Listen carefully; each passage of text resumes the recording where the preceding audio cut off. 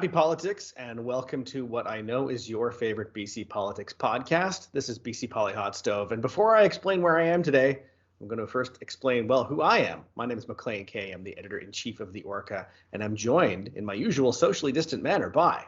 It's Jordan Bateman, VP Communications, the Independent Contractors and Businesses Association. I'm joining you from what I believe to be David Eby's home base, the Marriott Inner Harbor. We've seen him in the hotel, so we believe this is where he stays when he's in session. So the Attorney General of this province may burst in at any moment and strangle me if I have unpopular opinions. Hopefully that doesn't happen. But at the very least, there could be some, a fun lobby encounter. Right. Jordan's got a different background this week. I do as well. I am back in the legislature, which you can't see. You're seeing a gray drop cloth behind me, which is, not very sexy. But I am in I was going to call it the bowels of the legislature, but this is actually like the airy. I'm in the top floor, not like the top floor. It is the top floor in what was the old galley of the restaurant, the beginning days, and yeah, all that. Jordan, no one here cares where I'm sitting, especially not if you're listening. So let's not stick on that any longer. This week, the big news. Well, there's a few things we can touch on. Do you want to start with the FOI mess that the NDP announced yesterday, and it is still being sort of rolled out and discussed as we speak? Want to get us rolling there? Yeah, look, this is hypocrisy at its finest. Think Doc Holliday and Tombstone. Apparently their hypocrisy knows no bounds. Listen, every opposition says the same thing when they're in opposition. We're going to make freedom of information rules more open to the public. We're going to be more transparent, more open. We're going to treat taxpayers' information the way it should be treated, like it's their information, not government's information. Then they get sworn into power and they become the usual draconian dictator or, redact everything. And FOI becomes this huge nuisance to them and they hate it. The NDP are especially hypocritical on this file because every reporter sitting over there had, when the NDP were in opposition, did stories based on FOI information brought out by the NDP, filed by NDP. Canadian Taxpayers Federation, my days there, even ICBA, we've done many freedom of information things that were important stories. And now they're bringing in some rules that very clearly meant to stem the flow of information going out. They want to charge $25 application fee for every FOI request. And now that doesn't guarantee you're going to get anything back. You may get nothing back, which is what most of them generate because they redact everything. See Massey Tunnel Business Plan. We can talk about that too. But it is a way to try to choke out independent media outlets like the Orca, like Bob Mackin. Frankly, it's going to choke out even the big media outlets. The Vancouver Sun doesn't have a huge budget anymore. I'm pretty sure Zussman and Baldry aren't rolling in dough at Global BC. So you're going to strangle the number of FOI requests that happen. And for what reason? Just really to hide information. There's no reason to do it.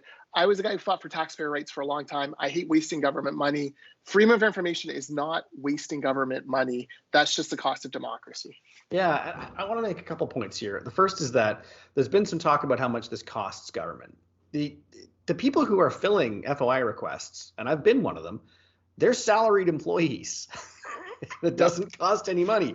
They may feel it's a nuisance to come in on the weekend and print out all of your emails for a month, and it is. But that doesn't mean it's a nuisance FOI request, if that makes sense, and it doesn't cost the province any more money. The second point I want to make is something that Penny Daflos pointed out this morning on Twitter and elsewhere, to be fair, is that, the BC government is its own worst enemy here. If it proactively disclosed more information, and she pointed to a specific example, there are many others, but her example was the recent story about COVID death tolls and infection rates in hospitals. Yep. That could have just been disclosed. No, it could have been published or shared. It did not have to be subject to an FOI request that the government fought. So just by proactively disclosing more information, the government could probably save itself of, whatever percentage it is of FOI requests. And the third is that unofficially, when you've been asking the NDP about this, they say, it's different now. We're being swarmed with nuisance FOI requests. You mentioned Bob Mackin. They identified the BC Liberal Party. I presume they mean the caucus as doing thousands of them. First of all, they're not supposed to know who files. Now, granted, a political organization in the context of BC politics right now most of them probably are the BC Liberal caucus, but by no means all. How do they know Maclean's done 400? They're not supposed to know who does these requests. That is a fundamental component of the law. So if they know, they are breaking the law. And I want the Freedom of Information Commissioner to actually stand up, show some guts for once, instead of naming, well, we have some concerns about the legislation. You're the friggin' watchdog on this. Stand up and fight for the right to information for taxpayers. Sorry, I digress. Go ahead. No, I mean, you've kind of made my point for me, is that you're not supposed to know. You can make some educated guesses, and a lot of the times you'd be right, to be fair. But they knew the exact number for Maclean. Yeah, which is either is wrong, or they're not supposed to know, or both. Because when it gets listed on public websites, an FOI request comes out, it just says media. That could be anyone. Yeah. So how do they know half the media requests are coming from Bob Maclean?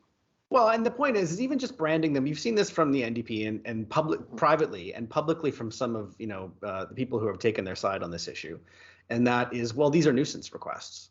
Well, they weren't nuisance requests when you were in opposition. And that is explicitly the job of, if we're going to talk about the opposition, that is what they're supposed to be doing. They're supposed to be looking for cracks and problems and pointing at them. And I'd make a similar point for Bob Maclean. Could you argue in a vacuum they should be filing fewer FOI requests? Even if you grant that, okay, well, how many? So is 100 okay? Is 20 okay? Yeah. I mean, if that's the discussion we're going to have, then let's have that discussion. What's the cap? The NDP opposition, some of the biggest scandals they dug out on the Liberals were through it. Triple delete was an FOI scandal. So it's such garbage. And we talk proactive disclosure. Maclean often files the same request over and over again for all the various ministries. So, for example, he'll ask for the minister's calendar. You know how you avoid 25 FOI requests a month for ministers' calendars? Just post the bloody ministers' calendars. It's true. It's a very simple way. Oh, if it really is costing us $14 million, which, as you've already debunked, it's not. By the way, this is a government that's increased the public sector by 58% in 4 years, and I guarantee you not a single bloody one of them is working in FOI. So that's garbage. But you can get rid of a lot of these by just proactively disclosing. This is what we did with MLA expenses.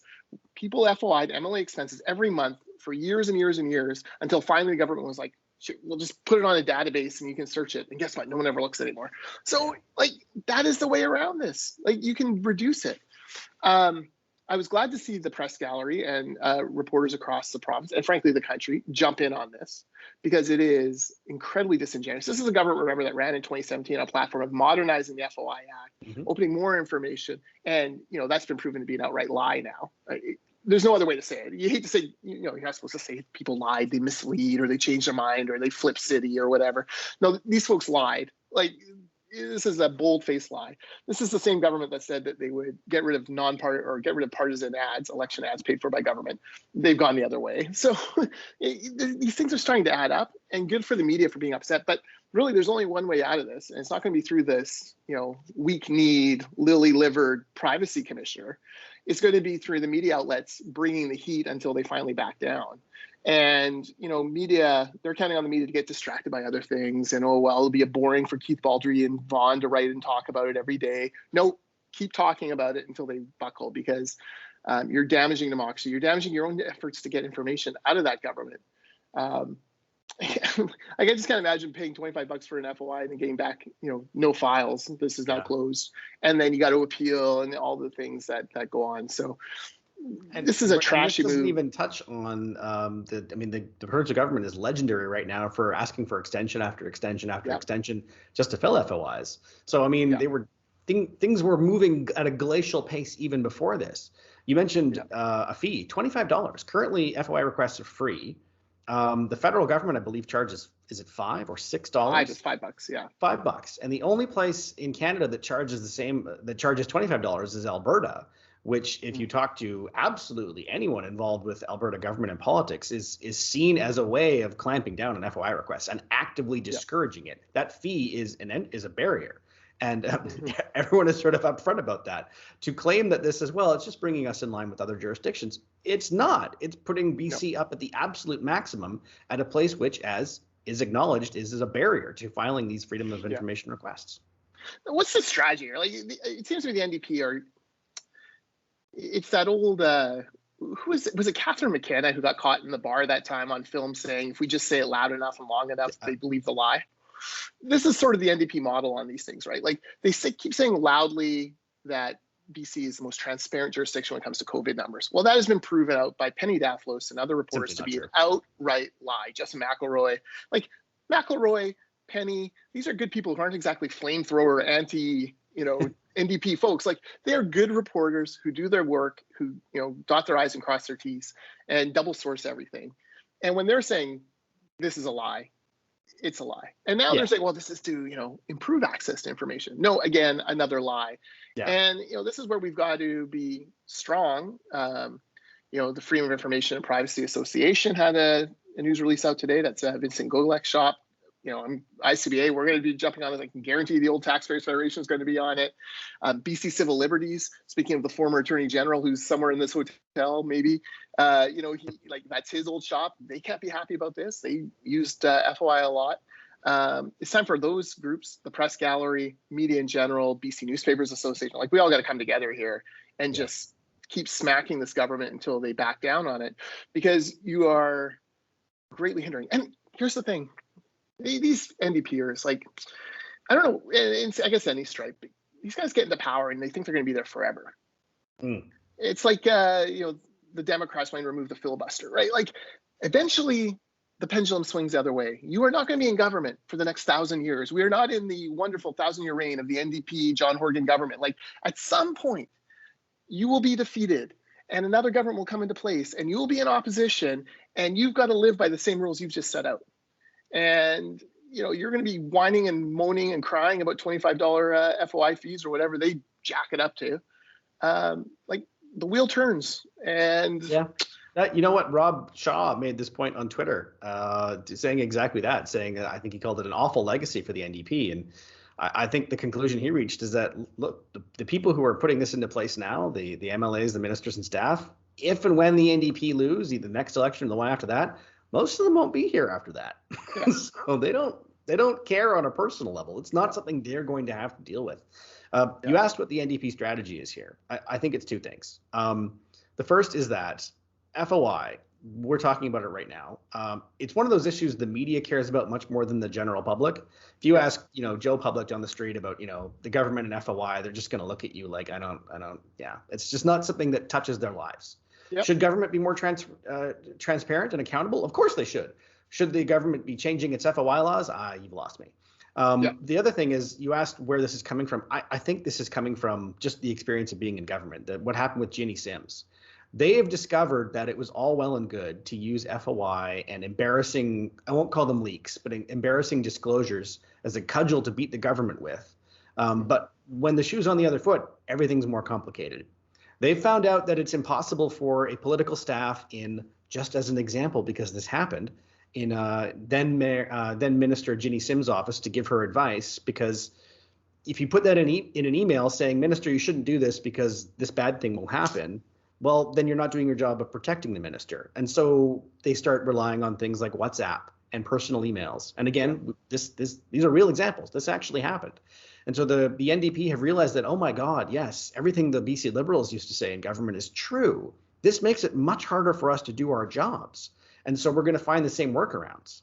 But of course, if it was scandalous for the BC Liberals, it's quite disingenuous to claim it's anything other than, well, we're avoiding nuisances in government. We're the good guys. Only good guys seek truth. Bad guys create nuisances when it's the exact same thing. Yeah. So there's a lot to explore. Listen, the public care about what the media tell them is important to care about. Honestly, look, I'm as big a social media fan as there is. And, I obviously see the decline of the mainstream media as far as reach. And it's not like the news hour. If Tony Parsons had looked into the camera and said, this is, malarkey, it would have changed the next day, right? It's not like that anymore. But the media still has a very important role of pointing out to the public what is important, number one. And number two, they can make them feel the heat. You're not going to make these guys see the light on this, as Reagan would say. So you got to make them feel the heat, my friends. That is what's going to happen here. And it's just too important an issue to let slip into the one-day news cycle and then, off to the next thing. And it also does shape, I think Premier Dad is dead anyways. Like that brand is dead. Premier Us versus them, much more relevant. But now we're getting into Premier Hypocrite territory here on several different files, several different things. If you're on both sides of their spectrum, right? Like us on this side, but ask the Fairy Creek protesters if they think John Horgan is a man of his word when it comes to protecting old growth forest.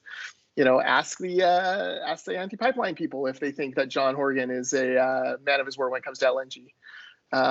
Ask the Site C people, ask the Blueberry River folks if they believe that John Horgan's a man of his word when it comes to the Site C dam. So you're starting to see these hypocritical flip-flop, we said one thing and we're doing another. And so that is the long-term damage to the brand, because Horgan's traded on, and Premier Dad, like, I do the right thing, we're going to, I hear ya, but that is long gone now. I mean, you're right, and I agree with you that the media. It's an interesting issue. It's not that the public doesn't care. It's that it's obviously much more important in a directly day-to-day way of doing their job to the media, and so I think that's why this story won't go anywhere. Won't go anywhere is what I mean. It's not going to just disappear, because it's going to frustrate the media, and the media likes to talk about itself, as does every profession. And so I mean, while Joe Public out on Government Street, not too far from you right now, may not care, but this issue is going to keep popping up in their feeds, and there's no way for the government to make it look like anything other than avoiding the public. So I think this isn't going anywhere in the way that it's going to linger. It's going to fester. Yeah, and let's be clear for folks. This is not government's information. This is not Premier Horgan's information.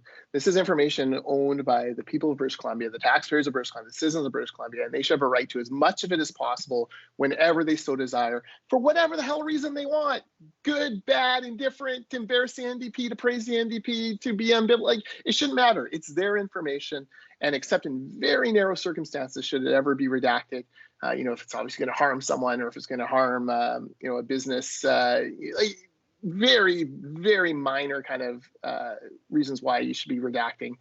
We should be redacting less. We should be releasing more. We should be proactively releasing more. And we should be looking at these trends. Don't look at who's filing them, but look at what they're filing for and figure out if there's a way just to proactively release that. So I hope the press gallery is serious on fighting this, because that's an important voice. I think that's it's an issue that they're obviously affects them directly. So I don't think it's going to go anywhere. The other thing we wanted to talk about this week is and I'm going to use the air quotes if you're listening on Spotify, so that my next few words will be air quoted: robust legislative agenda, close air quote. Yesterday, not last week, the House wasn't sitting.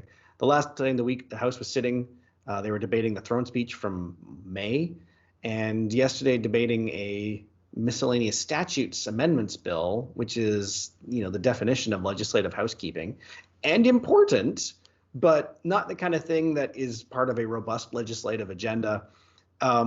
I guess the charitable way to put this, Jordan, is if there is a robust legislative agenda, we haven't seen any evidence of it yet. No. Let's just quickly tackle the miscellaneous statutes to start. But if you follow at NoContextBCGov on which Twitter, everyone should. Yeah, shout out. You'll see clips from yesterday's air quotes debate on air quotes over this bill, and it is humiliating for those NDP backbench MLAs. It's an embarrassing display of being forced to go out there and rag a puck. You can tell you've worked in the ledge. It seems clear to me that they were told by party leadership, you've got to go out there, or caucus leadership, you got to go out there and you got to kill 15 minutes and talk about this. And it's embarrassing. Megan Dykeman, my MLA in Langley East, she opens her remarks with like a minute-long speech about the color of Post-it notes she used in order to mark up the 4 things she wanted to talk about. Now, I'm old enough to remember when Mike DeYoung got, shredded, actually because of FOI, for using Post-it notes to do government business. Now she's in the House bragging about the 4 colored Post-it notes she has to talk about this important act. She talked about, there's another clip of her, giving like a 2.5-minute story about her son's competitive trampoline career, talking about like a trampoline air park for little kids that do parties, like completely different kind of thing. Just because it's bouncing doesn't mean it's the same. It was weird. I'm sorry, some of these NDP backbenchers. I have no idea who they are. It's like the first time I ever see them is on this account. Other ones like talking, poor Bowen Ma out there talking about it. And she's like spinning around at the end. It's clearly the end of her remarks. And she's like, and that brings me to my conclusion of my remarks on the Miscellaneous Statutes Act. I'm sure that many of you have lots of things to say about the Miscellaneous Statutes Act. As I look around desperately to see if any of you want to stand up and talk about the Miscellaneous Statutes Act, can I say, no? Okay, well, I'm going to continue to talk. Like, just awful. And I sit here and I think, so we're in Victoria this week for board meetings, and it's a pain to come to Victoria. And, you got to go on the ferry, and then you're away from your family, and you're doing this stuff. I think about these MLAs who have to do this 6 weeks this fall for this robust, air quote, robust legislative agenda.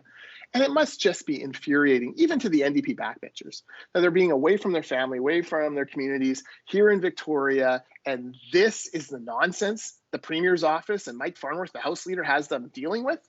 A week on throne speeches and a week on the Miscellaneous Statutes Act, which sometimes is as simple as this should be a period, not a comma. Like this is crazy. It's crazy. And they, the best day in government is better than the worst day in opposition. Those backbenchers weren't having the best day ever yesterday. Yeah, well, backbenchers aren't in government. So, that's right. Good point. Yes. You want to get all technical. And John Horgan's already seen, this is the thing, right? They send these poor backbenchers to fill this time. Like, hey, Horgan, why don't you take a 15-minute shift talking about the majesty of the Miscellaneous Statutes Act and show us how it's done, pal? Hey, Farney, why don't you take 15 minutes to tell us about hey, Dave Eby, why don't you quit having breakfast downstairs and go over there and talk 15 minutes on the Miscellaneous Statutes Act? Instead, it's these, junior backbench types who are sent out there to carry the water. Soldiers. Yes. That would drive me bonkers if I was a backbench MLA. Well, and spare a moment for the staffers that probably the same person being tasked to write, 6 different 15-minute takes on. I'm not sure the staffers were writing these speeches because no staffer would come up with these kind of inane anecdotes that we were subjected to yesterday. Yeah, that's probably true. And I mean, I don't want to say that miscellaneous statutes amendments aren't important. They are, but they're not the kind of thing you debate. It's the kind of thing the government introduces, and if there's something in there that's contentious or you ask a question, that's fine. But it's not. This is very much usually a thing that just sort of happens, sort of pro forma. Well, we have to update. COVID-19 pandemic. Yeah. 30 people died last week. Exactly. We have the heat dome that caused the burning of Lytton, BC, and residents there still can't get into their community and are like, well, are we homeless this winter? What is happening to us? Just climate change in general. What are we doing about that? What are we doing with vaccination rates in the north? These are the issues that you get elected and you want to work on, right? And instead, you're spending a week on the Miscellaneous Statutes Act. Tell me they're not going to be doing this again today in the House. I mean, I don't know. I had to miss the part where they would have introduced bills this morning. So, but even if they did introduce bills, then, they can't debate them that same day. So maybe they'll be back to the throne speech. These guys are missing the throne speech debate now. That would be, I mean, there's a perverse part of me that kind of looks forward to it because eventually someone's going to say something bad. Now, I'm unclear. I didn't see any liberals speaking on the clips. Is that because the liberals are like, this is nonsense and we're not going to bail you out of this? I suspect. I mean, I don't actually know that, but I didn't see any either. There's no point for them to help the NDP rag the puck. They want it to fall apart. They want the NDP to go through its list of speakers and say, okay, great. Maybe you'll call Stephanie Cadou's gender pay equity bill now. And the Greens too. They've never been shy about introducing private members' bills. I'm sure there's probably a no old growth bill somewhere in the system. Yeah, well, exactly. The media must be infuriated by this because I know just coming back to the ledge was controversial for certain media figures just to be back at the ledge because COVID is still going on and should we be showing leadership by working from home, blah blah blah blah. But then to have to come back for this must just that cannot be popular. You don't have to don't tell tales at school, but you tell me off there. Okay. Is there anything else you wanted to touch on this week? I know you've got a very busy day ahead of you. Yeah, just that we've been meeting with some of the construction businesses in Victoria, so maybe I'll just pass along some of the observations.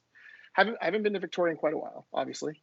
Downtown is as I don't want to say seedy, but it's kind of seedy. Downtown has really changed in the past few years, and it is there's a lot of empty windows.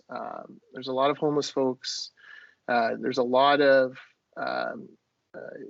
mental health issues on display. And, we've talked about before, and you've told me about it, and we see it in Vancouver and other places, but seeing it firsthand, you're like, this is not the downtown I remember from 10 years ago. Yeah. There's a lot happening here, and I hope that it doesn't sound like it, but I hope someone's coming up with some plans to help folks. So that said, business construction wise in Victoria, very robust. Companies we've met with are all saying close to record years. Labor shortage, big problem, not just at the entry level, but every level of the company. They're having troubles filling.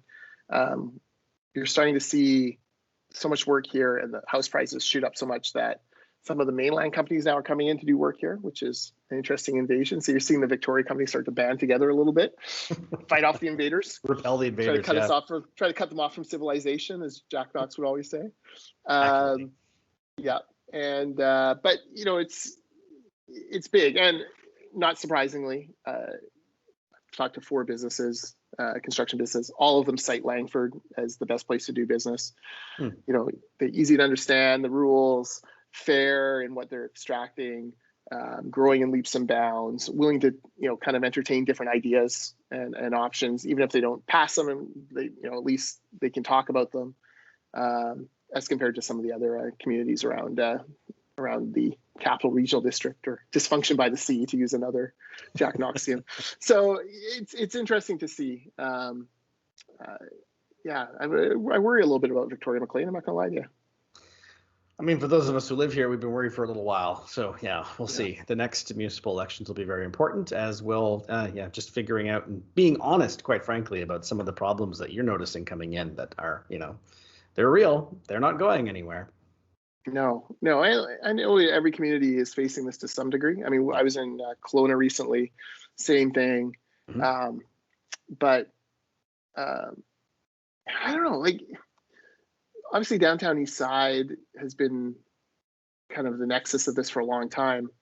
But there's a unsafeness felt when it comes to the mental health issues now that something drastic needs to be done, or there needs to be a big rethink on that. And that, I guess, is part of what frustrates me about this legislative session, right? You have 2 weeks with, the 87 representatives from around the province, and let's say 40 of them are seeing this in their communities. They could be coming together right now and like, here's some legislative options, here's the plan, here's, what if we did this, what if we did that? Mental health has never been more talked about, more understood, more, people have never been hungrier for investment in mental health than they are today. And instead we get a week on the Miscellaneous Statutes Act and Megan Dykman's tall trampoline kid who wasn't as tall after trampolining. If you listen to the speech, it was a weird anecdote, but like, that to me is like, there's an opportunity cost here, right? Like, no, you're right about that. You've forgone the opportunity to discuss these issues. And the Ministry of Air, the mental health ministry, does not seem to be on top of this. So I worry. I worry for sure. Yeah. I mean, there's nothing in the rules that says the government can't declare a day debate on, the opioid crisis, which we haven't mentioned. Mental health in general. The Select Standing Committee on Health has never been called, even though we have faced 2 public health crises concurrently, which have killed thousands of British Columbians. And so you're right. Your point about the opportunity cost is a good one. And I think that's really the biggest problem here. It's not, cute stories of people wasting time in the legislature, which taken in a vacuum seems like, a harmless waste of time, but that's not what it is. It's a time that we're not discussing things that are, life or death issues, quite literally, for a lot of people in this province. Yeah. Want to hear naive dreamer Jordan? Always. If I were in charge, if I were premier, I would take the fall session and I would rip up what they do now, unless he had something important to pass, but it never seems to be anything important to pass any fall, unless it's post-election. I would rip it up and I would actually move all 87 MLAs for a month to the WASC Center for Dialogue in Vancouver. And I would stick every single minister and every single critic together around the room. And you would do say 2 weeks of hearing experts on a big issue, climate change, mental health, whatever. Bring in every expert from every side. And you have them come in and you have them talk about the problems, the solutions, ideas. And what I think would happen is, I think day one, you'd have the minister and the critics sitting there just glaring daggers at each other.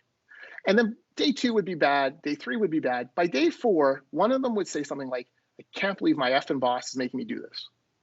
And the other guy would be going, I can't believe it either. And then they would laugh. Yeah. And they'd be like, and then by, week 2, you're kind of like, okay, like we're never getting out of here unless we come up with some sort of solution or plan or discussion. And even if we disagree about it, like, let's hash it out.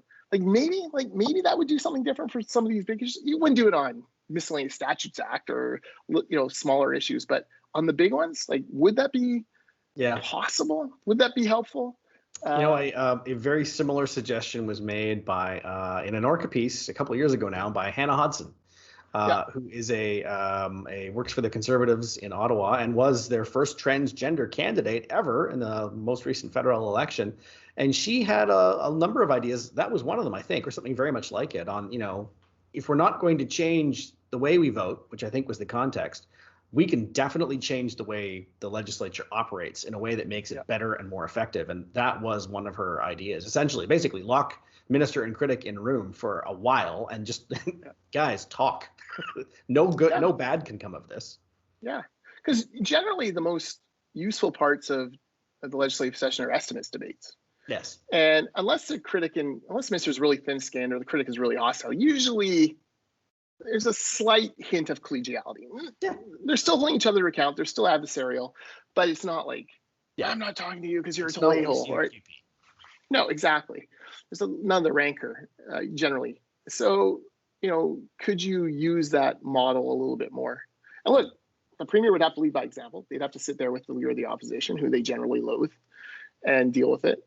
But like, these big issues aren't going to get solved by spending a week on throne speech 8 months later and a week on Miscellaneous Statutes Act. Like, if you're not going to use the time to legislate, then use the time to actually think big picture items. The budget committee is a great example. The standing committee on budget travels the province. They go to 15 cities, some virtually, some in person, and they hear from anyone who wants to show up and talk for 10 minutes about what they feel like the government should fund. And they come out with a report at the end of the cycle that they give to the finance minister. And guess what? Even though it's half NDP and a little bit of Liberals and some Greens, even though it's a mix, the report is almost always unanimous. Like, here are the things we heard. Here are some ideas for here, and it works. Yeah. And they get to know each other out on the road. Every finance minister, without exception, from Carol Taylor all the way down to Selena Robinson today, will tell you there were some good ideas in those reports. Yeah, and they get out on the road together. They have dinner together. They have a beer or pop or whatever, and they talk about these things. And like, that's the model, right? That is actually working well. And does it affect, like, will Selena Robinson be like, I'm going to completely rethink our ideology and go the other? No, of course not. But at the very least, she'll read it and be like, okay, there are some concerns about the community benefits agreements. Maybe we should, look at tinkering with BCI or whatever. These are valuable tools. So there you go. That's enough dreamer Jordan. I'm even making me nauseous, but I got to go back to my cynical, bitter personality rather than this glass half full guy. The thing that No Context BC Gov has done is that now whenever one of us says something remotely funny, I start thinking out of context. Oh, that'll be funny. That'll be funny. It's oh well. The memification of the BC Poly hot stove has occurred, and I am here. We embrace it. Yeah. What else are we gonna do? I mean, come on. We might as well enjoy it. Exactly. Until next week, we both have busy weeks ahead of us. He's Jordan Bateman. I'm Maclean K. Happy politics.